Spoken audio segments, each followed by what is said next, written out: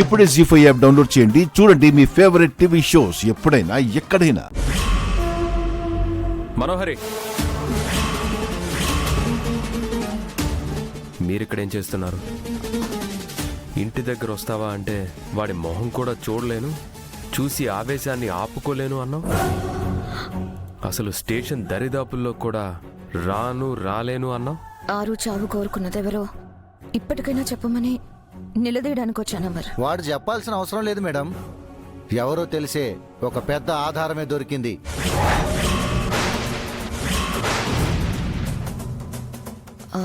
ఏం ఆధారం దొరికిందమ్మారు? వాడి ఫోన్ దొరికింది.